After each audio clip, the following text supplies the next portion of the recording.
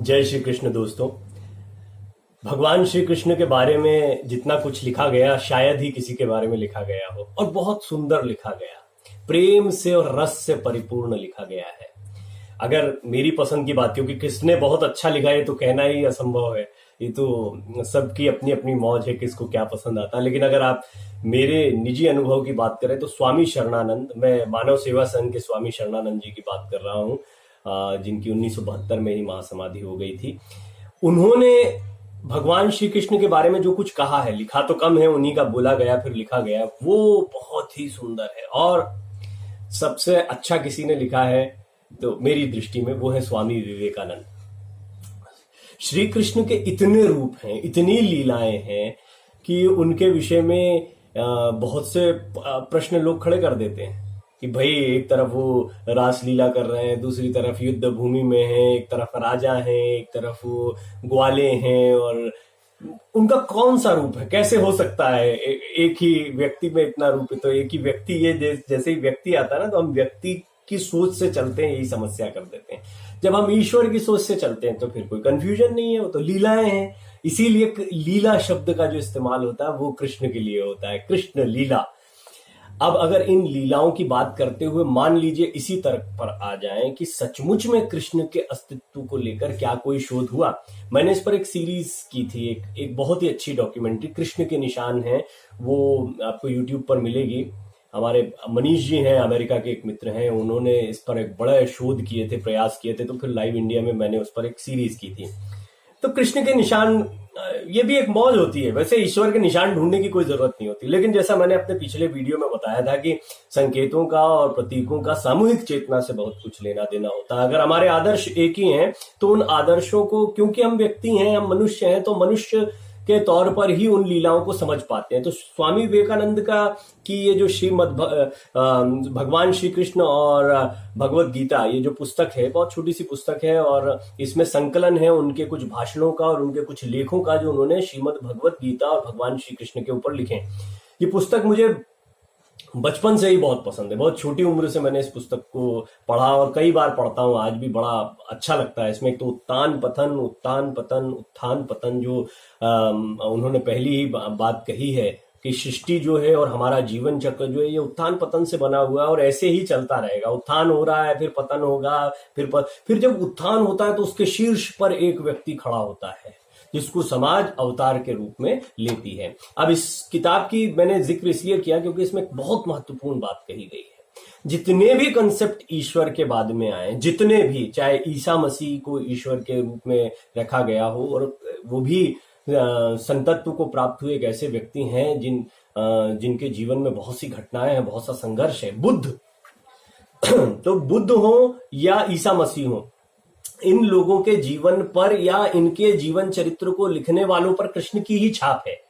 आप ईसा मसीह, ये मैं नहीं कह रहा, ये विवेकानंद ने इस पुस्तक में लिखा है, उन्होंने बकायदा लिखा है कि किस तरीके से ईसा मसीह और कृष्ण जो है वो लगभग उनका कृष्ण के जीवन के संबंध में कुछ शब्द, ईसा और कृष्ण के जीवन में प्रचुर मात्रा में सादृश्य मिलता है। इस बात पर वाद विवाद चल रहा है कि कौन किसका ऋणी है। निश्चित तौर पर क्योंकि कृष्ण बहुत पहले हुए, तो ये सहृदयता है स्वामी विवेकानंद की, क्योंकि ये भाषण जो है उन्होंने कैलिफोर्निया में दिया था 1 अप्रैल 1900 में, और संकेत लिपि में ये भाषण जब नोट किया गया था उसको बाद में पूरा ट्रांसक्रिप्ट किया गया, पूरा लिख कर रखा गया। तो ये वो भाषण मैं आपको बता रहा हूं।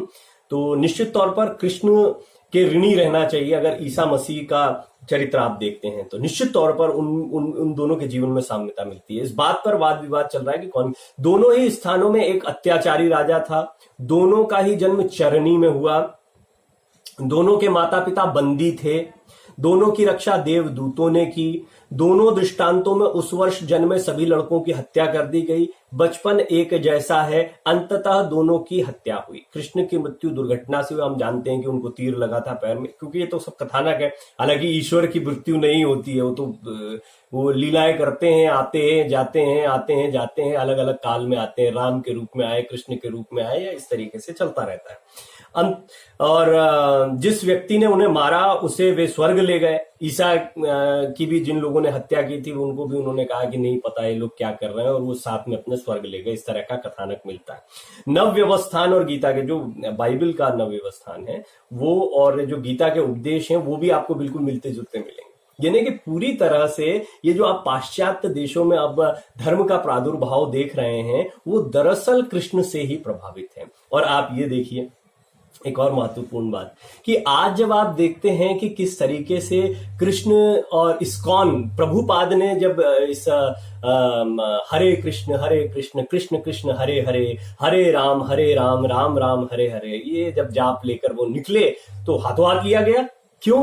क्योंकि बात फौरन समझ में आ गई, भाई चीज तो यहीं से ली गई है, इसीलिए तो तेजी से लोगों को समझ में आया और आज भी समझ में आता है। उन्हें कृष्ण भक्ति समझ में आती है क्योंकि उनके जो नवव्यवस्थान है या बाइबल में या जो भी उनका अध्यात्म है उसमें जो कुछ सिखाया जा रहा है वो लिया यहीं से गया है और कृष्ण से ही प्रभावित है। तो कृष्ण जो है वो संपूर्ण क्यों कहा जाता है, कृष्ण को एक पूर्ण अवतार क्यों कहा जाता है?